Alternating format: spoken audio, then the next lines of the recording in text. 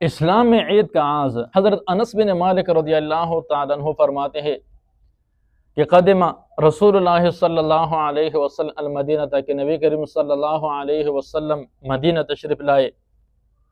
اور وہ فرماتے ہیں کہ مدینہ کے لوگوں کے لیے وَلَهُمْ يَوْمَانِ يَلْعَبُونَ فِيهِمَا، مدینہ کے لوگوں کے لیے 2 ایام تھے، 2 دن تھے، اس میں وہ خوشی مناتے تھے، جشن مناتے تھے، ایک دوسرے کے ہاں جاتے تھے، کھیل کود کرتے تھے۔ اور نبی کریم صلی اللہ علیہ وسلم نے فرمایا فقال ما هذا یومان، یہ 2 دن کس چیز کے اعتبار سے ہے؟ تو حضرت انس رضی اللہ تعالیٰ عنہ فرماتے ہیں کہ قالوا كنا نلعب فيهما في الجاہلیت، کہ صحابہ کرام نے کہا کہ ہم ان 2 ایام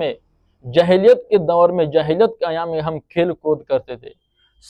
تفریح کرتے تھے، ایک دوسرے کے ہاں جاتے تھے، جشن مناتے تھے، خوشی مناتے تھے۔ تو نبی کریم صلی اللہ علیہ وسلم نے فرمایا ان اللہ قد ابدى لکم بہما خیرا منہما، کہ اللہ تبارک و تعالی نے ان 2 دنوں کے اعتبار سے اللہ تبارک و تعالی نے تمہیں بہتر دن دیا ہے، یوم الفطر و یوم الاضحیٰ، عید الفطر کے دن و یوم الاضحیٰ، اور عید الاضحیٰ کے دن اللہ تبارک و تعالی نے بہترین دن دیا ہے ایام جاہلیت سے۔ محدثین اس حدیث کی روشنی میں فرماتے ہیں کہ عید الفطر رمضان کے روزے کی تکمیل کے بعد اللہ تبارک و تعالیٰ کی شکر گزاری کے طور پر اللہ تبارک و تعالیٰ نے مقرر فرمایا ہے۔ اور محدثین فرماتے ہیں کہ اس حدیث میں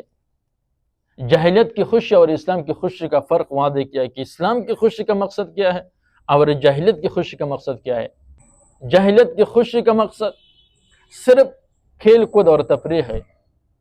صرف خوشی منانا ہے، کھیل کود کرنا ہے، تفریح ہے، جشن منانا ہے۔ اور اسلام میں خوشی، عبادت، اجتماع، خیر خواہی، ایک دوسرے کے ساتھ حسن سلوک کرنا ہے۔ تو نبی کریم صلی اللہ علیہ وسلم نے کیا فرمایا ان اللہ قد ابدى لکم بہما خیرا منہما، کہ اللہ تبارک و تعالیٰ نے ان 2 ایام کے اعتبار سے اللہ تبارک و تعالیٰ نے تمہیں بہتر ایام دیا ہے، عید الفطر اور یوم الاضحیٰ، اور عید الاضحیٰ کے دن۔ کہ اسلام میں خوشی منانے کا مقصد عبادت کرنا ہے، اجتماع کرنا ہے، مسلمانوں کا آپس میں ملنا ہے، جلنا ہے، اتحاد، اتفاق کا درس دیتا ہے۔ اور جاہلیت یا کفار کی خوشی صرف تفریح، صرف خوشی، صرف کھیل کود۔ اس حدیث کی روشنی میں محدثین یہ بھی فرماتے ہیں کہ اس حدیث سے ثابت ہوتا ہے کہ اسلام خوشی کے خلاف نہیں ہے۔ جیسے بعض لوگ کہتے ہیں کہ اسلام صرف عبادت اور سختی کا دین ہے، حالانکہ یہاں پر رسول اللہ صلی اللہ علیہ وسلم نے فرمایا ان اللہ قد ابدى لکم بہما خیرا منہما، کہ اللہ تبارک و تعالیٰ نے ان 2 ایام سے، ان 2 خوشی سے اللہ تبارک و تعالیٰ نے تمہیں زیادہ خوشی دیا ہے۔ لہذا محدثین فرماتے ہیں کہ اسلام یہ خوشی کے خلاف نہیں ہے۔ اور محدثین فرماتے ہیں کہ عید کے دن خوشی کرنا یہ نبی کریم صلی اللہ علیہ وسلم کی سنت میں سے ہے، عید کے دن غم منانا یہ نبی کریم صلی اللہ علیہ وسلم کی شریعت کے خلاف ہے، اس کے طریقوں کے خلاف ہے۔ اور اس حدیث کے تناظر میں محدثین فرماتے ہیں کہ عید کے دن یہ اللہ تبارک و تعالیٰ کی جانب سے یہ خوشی کا دن ہے، مہمان نوازی کا دن ہے، لہذا جتنا ہو سکے خوشی منا سکتے ہیں، اور خوشی منانا جائز ہے۔ اور وہ فرماتے ہیں کہ اس دن بہترین لباس پہنا، خوشبو لگانا یہ نبی کریم صلی اللہ علیہ وسلم کے طریقوں میں سے، کیونکہ یہ خوشی کا دن ہے۔ بچوں کو خوش کرنا نبی کریم صلی اللہ علیہ وسلم کے طریقوں میں سے، گھر کے افراد کو خوش کرنا، قبیلے کے لوگ کو خوش کرنا نبی کریم صلی اللہ علیہ وسلم کے طریقوں میں سے، اور خوشی اسلام نے ہمیں دیا ہے۔ لہذا وہ فرماتے کہ